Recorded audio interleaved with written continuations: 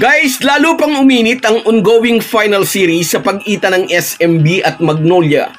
Hinamon pa ni Calvin Abueva ng sapakan si Mutaw Tua at pati mga misis ng dalawa ay nakisawsaw na rin sa gulo. Pati personal na defekto ng SMB coach George Gallant ay inisulto ni The Beast.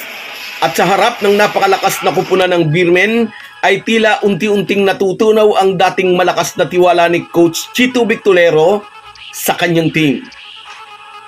Yan at marami pang halo-halong topic ang ating pag-uusapan, kaya panoorin nyo ang bidyong ito hanggang dulo. Kung gusto nyong suportahan ang ating channel, please like and subscribe. Sa mga nag-subscribe na, maraming salamat. Malaking bagay po yan sa aming mga vlogger. At sa mga hindi pa, salamat sa inyong panunood. Mga ka-Republic, parang may ipinagmamadaling lakad ang SMB. Unang quarter pa lang ng Game 2 ay humataw agad ang mga bataan ni George Gallant. Gustong iwan agad ang chicken templados ni Coach Chito Victolero. Maagang nag-init ang opensa ng SMB na sa first quarter pa lang ay nagpamalas agad ng intensyong ibaon sa 0-2 ang Magnolia sa kanilang final series. Durug ang hotshot sa Beermen sa Game 2, 109-85. Sinandala ng magseserbisa ang kanilang mainit na 3-point shooting sa pangunguna ni Benny Boatwright na nagtala ng 34 points.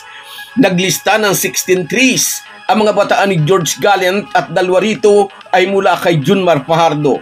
Dito pa lang, with Junmar Fajardo taking his shots from beyond the arc, nagpapakita ito ng napakataas na kumpiyansa ng Beermen. Bukod kay Junmar Fajardo at Benny Boatwright, nanalasa rin si JJ Perez na nag-contribute ng 20 points, sumablot ng 6 boards, 4 assists and 5 steals.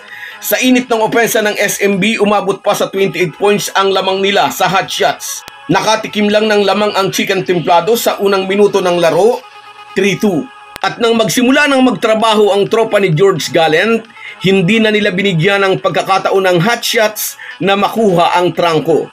Lubog na sa 0-2 ang Magnolia at sa tingin ng marami, may masamang intensyon ng SMB na isweep ang kanilang sister team, gaya rin ng kanilang ginawa sa former champion Barangay Ginebra. Although ang dalawang team na nagkabakbakan sa finals ay under sa iisang mother company na SMC, ang sagupaan ay nabahira ng hindi magandang kulay.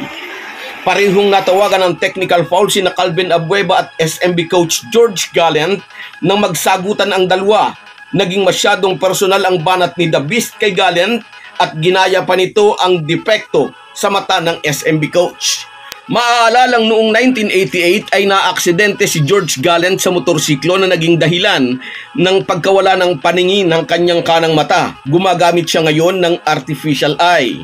Nang tanungin ng mga reporter ang SMB coach kung tinake niya iyon personally, natawa na lang ito at sinabi, hindi, bulag daw naman talaga siya. Maraming nainis kay The Beast dahil sa ginawa nito sa SMB coach. Hindi dapat nagiging personal ang atake sa kalaban. In fairness naman po kay The Beast, masyado na rin sigurong na-trigger si Abueva dahil grabe rin mang-asar si Jericho Cruz na nilawitan ng pagkahaba-habang dila na parabang nang-iinsulto. Sa final series na ito, yamado naman talaga ang SMB. Ibang kupunan ng Beermen ang tinalo ng Magnolia sa elimination. Wala pa noon si Benny Boatwright at hindi pa rin noon bumabalik si Junmar Fajardo. Pero nang dumating na ang dalawang ito, nagdire-diretso na ang ratsyada ng SMB. At ang prediction natin, magdidire-diretso na rin ito para sa mga bataan ni George Gallant tungo sa pag-angkin sa kampyonato. Sa ginawa ni Calvin Abueva sa coach ng SMB, lalong titibay ang resolve ng Beermen na huwag bigyan ng pagkakataon ng Magnolia hotshots. Nagiging personal na ang laban ng magkabilang kupunan. Sa totoo lang ay naaawa tayo kay Coach Chito dahil sa maagang parte ng Commissioner's Cup ay marami ang nagsabi na hinug na ang Magnolia para muling makapitas ng kampyonato. Pati ang team governor ng hotshots ay nagsabing ang kampyonato talaga ang target nila this conference. Hindi po natapos sa loob ng playing court ang mainit na tension sa pagitan ng magkalabang team. Lumigwak din sa hallway ng MOA Arena ang init ng ulo nang magkasagutan sina Abueva at ang misis ni Mutaw Tua.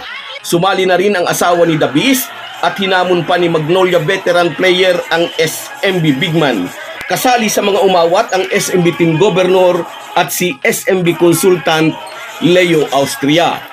Kung hindi dumating sa SMB si Benny Boatwright at kung tumagal pa ang injury ni Junmar Fajardo, malamang sa malamang ay ang Hotshots nga ang magtataas ng championship trophy. Ngunit ngayong naging healthy na si Junmar Fajardo at nagiging modern big pa dahil may tira na rin ito sa 3-point area, mukhang tabi muna ang ibang team dahil muli na namang maghahari ang SMB. So guys, yan lang muna. Hanggang sa muli.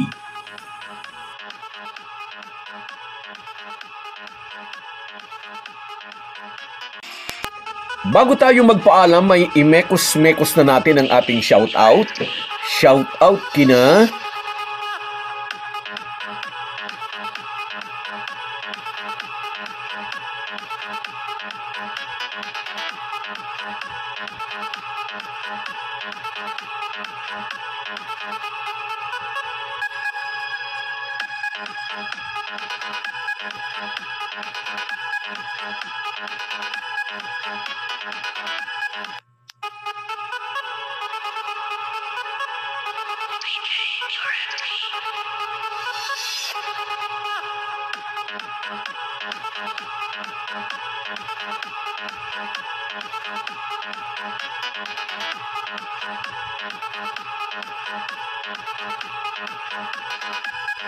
kahit gaano po tayo kabisi ay huwag po nating kalimutan ang ating buhay espiritual.